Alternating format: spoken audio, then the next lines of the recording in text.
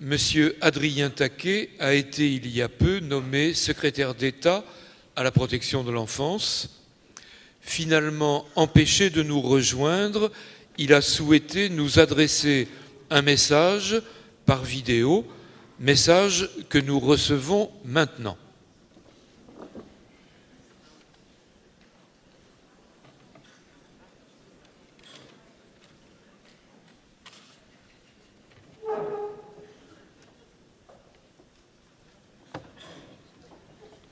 Bonjour à tous, je suis ravi d'avoir l'occasion de m'adresser à vous aujourd'hui pour l'ouverture de ces 39e assises, même si bien évidemment j'aurais préféré être là en chair et en os pour vous rencontrer. Je vous prie donc de m'excuser pour mon absence, mais c'est pour une bonne raison que je vous exposerai dans quelques instants.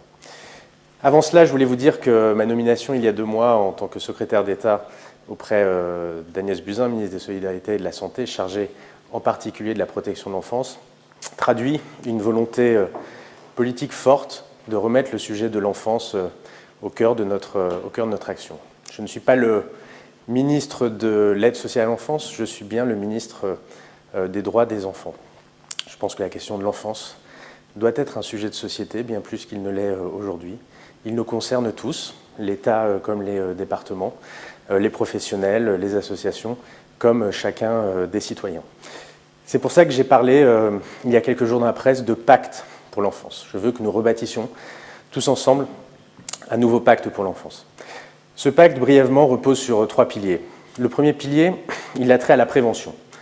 Tout ce qui concerne l'accompagnement à la parentalité. Vous le savez mieux que quiconque, protéger les enfants passe parfois par un meilleur accompagnement des parents dans leur projet d'être parents. Le deuxième pilier de ce pacte concerne la lutte contre les violences faites aux enfants. Toutes les violences, qu'elles soient psychiques, physiques ou sexuelles, en tout lieu, à tout moment, dans le cadre intrafamilial, évidemment, mais aussi dans le cadre institutionnel, dans les loisirs, à l'école, sur les réseaux sociaux, je pense notamment à l'exposition à la pornographie. Nous allons travailler sur un plan dans la lignée de la stratégie 2017-2019 de lutte contre les violences faites aux enfants. Nous allons renforcer, évaluer, renforcer, amplifier ce plan. Des annonces seront faites dans les semaines ou les mois à venir. Et puis le troisième pilier de ce pacte concerne l'enfance protégée. L'aide sociale à l'enfance avec pour objectif, tous ensemble, que nous améliorions l'accompagnement vers l'autonomie de ces enfants. Pour ce faire, et en ce moment même, d'où mon absence, nous lançons une grande concertation avec l'ensemble des acteurs concernés, les départements, évidemment, les associations, comme la vôtre, et soyez sûrs que vous serez associés à ces travaux, les associations d'enfants anciennement placés, bref, l'ensemble des parties prenantes. Cette concertation se découpe en 6 groupes de travail. Le premier groupe portera sur les ruptures de parcours. Comment faire en sorte de mieux sécuriser le parcours de ces enfants qui ont connu dans leur vie initialement une rupture souvent difficile, si ce n'est dramatique. Le deuxième groupe de travail portera sur la question des assistants familiaux. Comment revitaliser ce mode d'accompagnement, d'hébergement dont vous savez que la démographie est plutôt défavorable aujourd'hui, que le modèle a été créé à une époque où la société était peut-être sensiblement différente.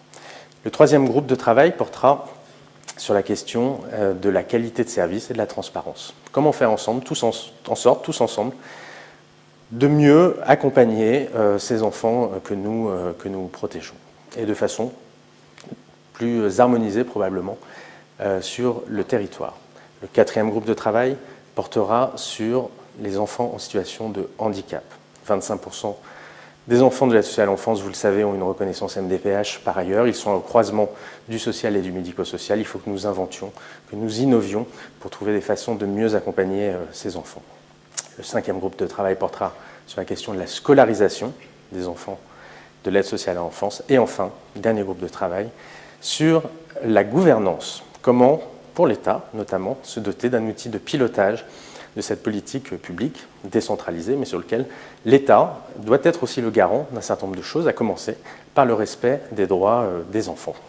6 groupes de travail que nous sommes en train de lancer, avec à la tête un président de conseil départemental et un responsable associatif ou un responsable d'administration.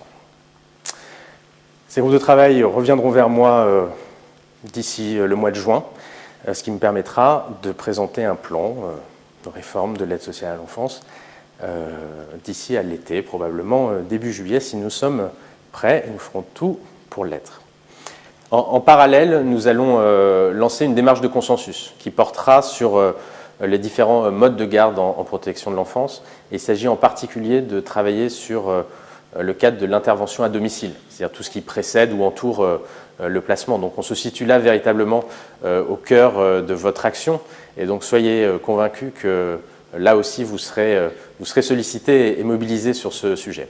Pour être totalement complet et pour conclure, sachez que j'ai également lancé ou suis sur le point de lancer 2 missions parlementaires. Une première que j'ai confiée à Brigitte Bourguignon, qui est la présidente de la Commission des affaires sociales à l'Assemblée nationale, sur la question des sorties du dispositif d'aide sociale à l'enfance. Comment, après 18 ans, nous pouvons mieux accompagner vers l'autonomie, l'insertion, nos jeunes. Deuxième mission, par ailleurs, qui, elle, portera sur l'adoption et que je vais lancer dans les prochains jours. Vous le voyez, beaucoup de chantiers lancés, beaucoup de travail. Nous allons mobiliser et solliciter toutes les énergies, mais je sais que ces énergies sont nombreuses. Je sais qu'elles sont positives et que nous avons tous à cœur, ensemble, d'améliorer la façon dont nous accompagnons ces enfants qui ont besoin de notre protection. Je compte donc sur vous. J'ai hâte de vous revoir pour prolonger ces échanges. Et d'ici là, je vous souhaite un très bon congrès. À très bientôt.